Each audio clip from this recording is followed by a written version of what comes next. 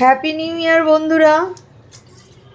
টুকাই রান্নাঘরে আপনাদের সকলকে স্বাগত জানিয়ে আজকে রেসিপি শেয়ার করছি।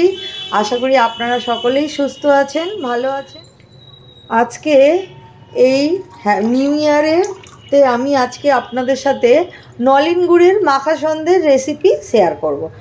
নলেন গুড়ের মাখা সন্দেশ বানানোর জন্য আমি এখানে এই ফুল ক্রিম দুধ 1 লিটার এখানে নিয়ে নিলাম। এই দুধটাকে একটু ভালো করে জাল করে নিয়ে তারপরে দুধটাকে একটুখানি ছানা কাটিয়ে নিতে হবে।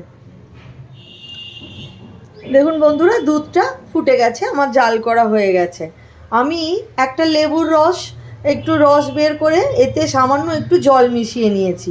দুধটা ছানা কাটিয়ে নেব, তার জন্য লেবুর রসটা এর মধ্যে দিয়ে নিলাম। আর এইবারে খুব আস্তে করে জাল করব যাতে দুধটা খুব ভালোভাবে কেটে যায়।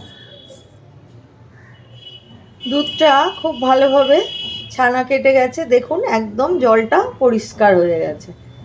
এইবারে এই জলটা আমি পুরো ছেঁকে নেব।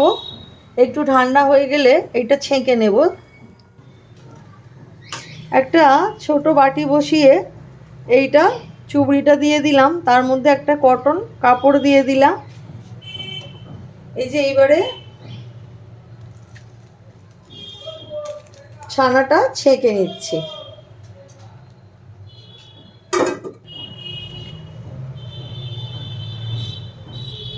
এইবারে এই কাপড়টা এইরকমভাবে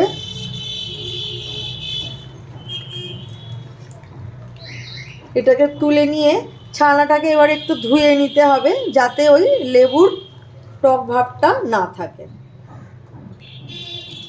একটু ঠান্ডা জল, নর্মাল টেম্পারেচারের জল দিয়ে একটুখানি ছানাটা ধুয়ে নিচ্ছি।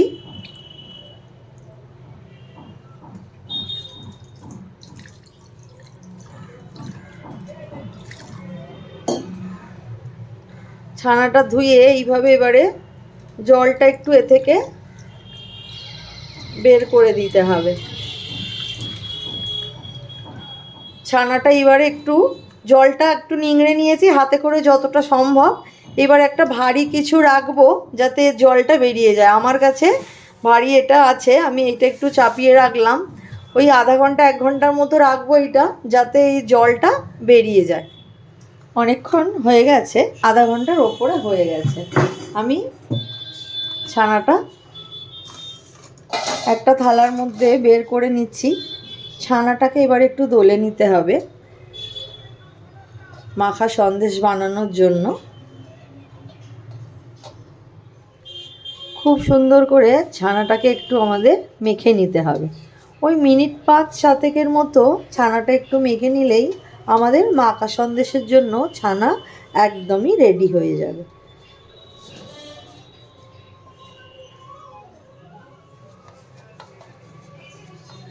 ঠিক এইরকমভাবে ছানাটাকে দলে নেব।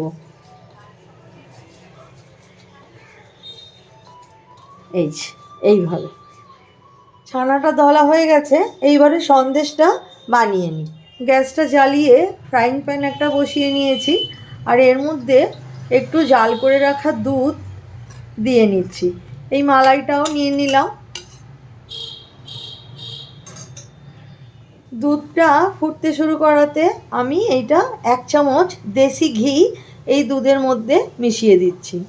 মাখা সন্দেশে এই ঘিটা দিলে তার স্বাদটা অনেকটা বেড়ে যাবে। দুধটা একটু ফুটে যাওয়ার পর আমি একটু পাটালি গুড় এর মধ্যে দিয়ে নিচ্ছি।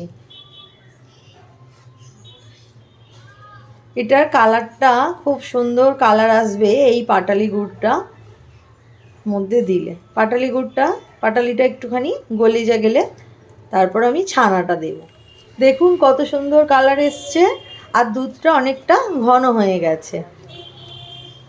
এইবারে আমি যে ছানাটা মেখে রেখেছিলাম সেই ছানাটা এর মধ্যে দিয়ে এটার সাথে ভালো করে মিশিয়ে নেব। এইবার মিশিয়ে নিয়েছি ছানাটা দুধের সাথে। এইবারে আমি এখানে নলেন গুড় এর মধ্যে দিয়ে দেব। এইটা এইভাবেই এবারে করতে হবে, একটু করে গুড় দিতে হবে। আর এইটা একটুখানি এটা কম হয়ে গেলে গ্যাসের ফ্লেমটা লো টু মিডিয়ামে রেখে আবার এই জাল করা দুধ আমি আবার এর মধ্যে 2 হাতা দিয়ে দেব। এই দুধটা আবার একটু কম হয়ে গেলে তারপরে আবার গুড় দিতে হবে। এইভাবেই আস্তে আস্তে করে মাখা সন্দেশ রেডি করতে হবে। একবারে দুধটা বা গুড়টা দিয়ে দিলে এটা অনেকটা বেশি পাতলা হয়ে যাবে, আর ওটা সময়ও বেশি লাগবে। অনেকটা কমে এসছে এই যে দুধ আর গুড়ের মিশ্রণটা। আমি এর মধ্যে আবারও 2 হাতা দুধ মিশিয়ে দিচ্ছি।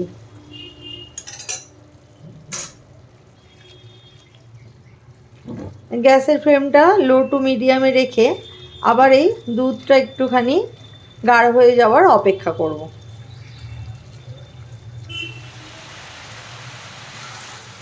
অনেকটা দুধটা আর গুড়টা কমে এসছে। এইবারে আমি এখানে 1 চামচের মতো ময়দা মিশিয়ে দিচ্ছি। মিষ্টির দোকানে মতো স্বাদ পেতে গেলে কিন্তু এই ময়দাটা দিতে হবে। মাখা সন্দেশ রেডি হয়ে গেছে। এইবার একটা অন্য পাত্রে ঢেলে নেব, ঠান্ডা করতে দিতে হবে। এইটা এই রকম অবস্থাতেই গ্যাসের ফ্লেমটা আমি বন্ধ করে দিয়েছি। এবার ঠান্ডা হয়ে গেলে এইটা আরেকটুখানি শক্ত হয়ে যাবে। দেখুন অনেকটাই নরম আছে এখনও। একটা অন্য পাত্রে এবারে ঢেলে নিচ্ছি। মাখা সন্দেশটা আমি একটা অন্য পাত্রে ঢেলে নিলাম।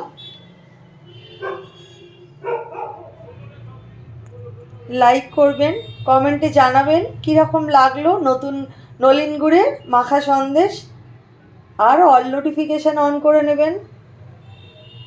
নতুন বছর সবাইকার খুব ভালো কাটুক, ভালো থাকুন সকলে, আর সুস্থ থাকুন।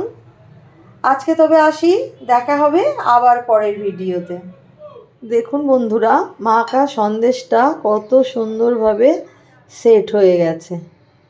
এই দেখুন, দেখতেই পাচ্ছেন।